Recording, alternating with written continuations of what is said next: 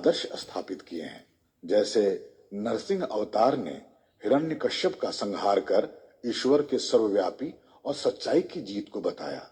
राम ने मर्यादा, कृष्ण ने धर्म, बुद्ध ने ध्यान इत्यादि। लेकिन एक अवतार जो बड़े अलग हैं, सबसे निराले वो हैं परशुराम। उनके रूप को देखें तो थोड़े भयंकर लगते हैं। तुलसीदास जी ने उनका वर्णन किया है कि लंबा कद, गौर वर्ण, महाबलिष्ठ, अजन बाहु यानी लंबे हाथ, माथे पे त्रिपुंडा, शरीर भस्मों से लेपित, लंबी विशाल जटाएं, मृगछाल पहने, एक हाथ में फरसा और दूसरे हाथ में विष्णु का अजग धनुष, तुणीर में जहरीले बाण, बड़े बड़े योद्धाओं को फीका करने वाला पराक्रम और क्रोध जैसे आसमान की बिजली उनके ललाट पर चमकती है।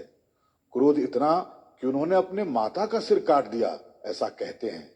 एक समय धरती पर राज्य करने वाले राजाओं और तथाकथित क्षत्रियों ने अपने कर्तव्य को भूलकर भोग और भ्रष्टाचार में लिप्त हो गए।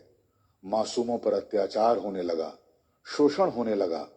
उसी क्रम में जब बात हद से बाहर हो गई तो ब्राह्मण कुल में जन्मे परशुराम ने क्षत्रियों को समझाया और फिर चेतावनी भी दी, लेकिन कुछ नहीं हुआ। कहते हैं उनके पिता का वध भी कर दिया गया।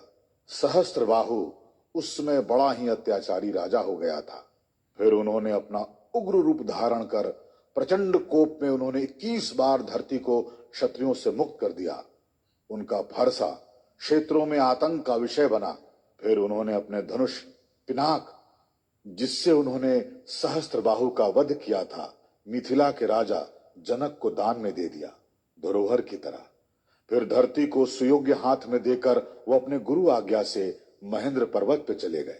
वर्षों बाद अब तुलसीदास द्वारा वर्णित उसी रूप में परशुराम पहुंचते हैं राजा जनक की सभा में, जहां उनके सामने खड़े हैं राम, लक्ष्मण, सीता, विश्वामित्र और बहुत सारे राजा और क्षत्रिय।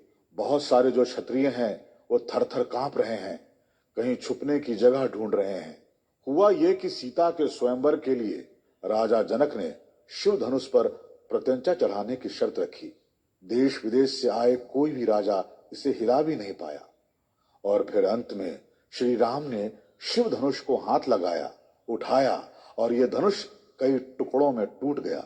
शिव धनुष टूटने की भीषण ध्वनि तपस्या कर रहे परशुराम को सुनाई दी। क्रोध से जलते वो सीधा जनक की सभा में पहुंच गए। वो पिनाक धनुष वही शिव धनुष था जो उन्होंने जनक को दिया था। राम के गले में धनुष टूटते ही सीता ने वरमाला दिया, विवाह हो गया। लेकिन सभा में अपमानित बाकी राजा उत्पात मचाने लगे और सीता को पाने के लिए मिलकर राम को बंदी बनाना चाहते थे। इस शोर शराबे के बीच लक्ष्मण सचेत थे, लेकिन राम मुस्कुरा रहे थे। उन्होंने कहा, इसका उपचार अभी आ रहा है। जैसे ही क्रोध में धधकते परशुराम पहुंचे, सभी क्षत्रियों की सिट्टी पिट्टी गुम हो गई। डर के मारे इधर उधर भागने लगे, कोई कहीं छुपा तो कोई कहीं। बाकी सब परशुराम के चरणों में दंडवत लेटे अपने प्राणों की दुहाई देने लगे।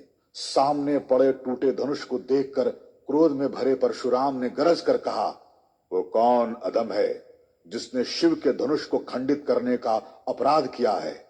उसकी मृत्यु आज तय है। उस अपराधी को मेरे सामने लाया जाए। विश्वामित्र ने संभालने की कोशिश की, लेकिन परशुराम का क्रोध और बढ़ा।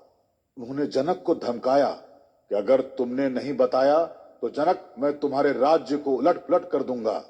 राम गले में हार और चेहरे पे मुस्कान लेकर आगे बढ़े और कहा, हे भगवान, ये काम तो कोई आपका सेवक ही कर सकता है। मैं आपका सेवक हूं और ये धनुष मेरे ही हाथों टूटा है। परशुराम ने कहा, तुम बात सेवक की करते हो और हरकतें अपराधियों वाली है।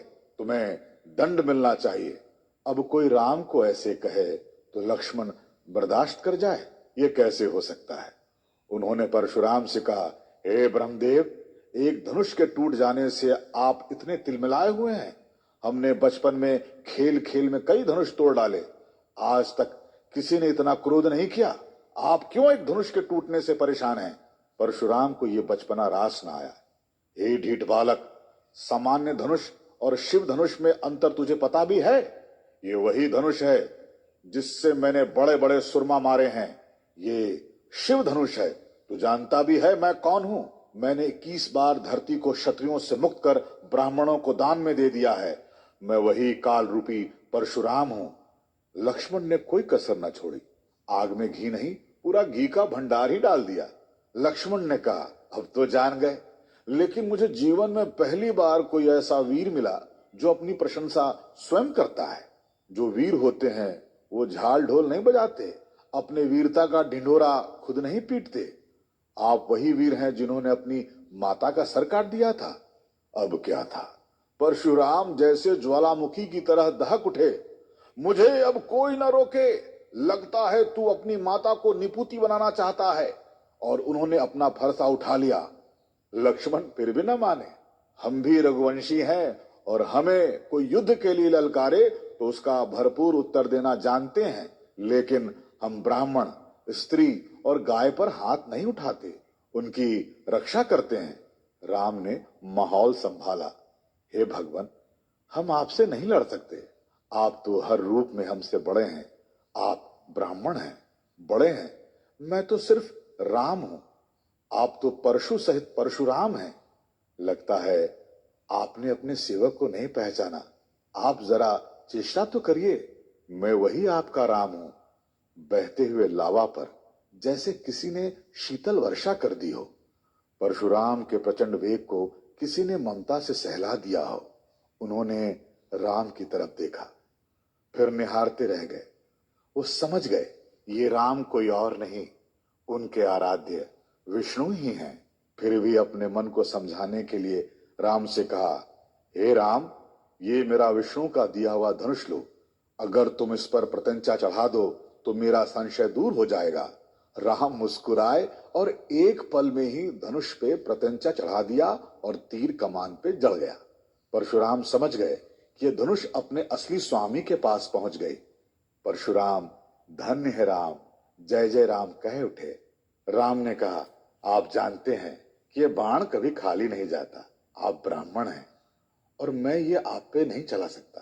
कहिए, मैं आपका कौन सा धन नष्ट करूं? परशुराम ने कहा, आप मेरे सभी पुण्य कीर्ति नष्ट कर दें, जिससे मेरा अहंकार भी, क्रोध भी नष्ट हो जाए। राम ने तीर छोड़ दिया और परशुराम राम की जय जयकार करते हुए चल पड़े वापस महेंद्र पर्वत पर। कहते हैं बड़ों का, सज्जनों का क्रोध भी समाज का भला ही करता है। इसीलिए परशुराम को भगवान परशुराम कहा जाता है, अवतार कहा जाता है। उन्होंने अपने समय में जो जरूरी था वो किया। रक्षक जब भक्षक बन गए तो उनको अपनी वीरता से सही राह दिखाया, और जब सब कुछ छोड़ने का समय आया तो छोड़ भी दिया। परशुराम का वर्णन महाभारत में है। उनके शिष्य हुए भीष्म पितामह और अंगराज कर्ण। चिरंजीवियों में एक परशुराम भी है, भगवान परशुराम।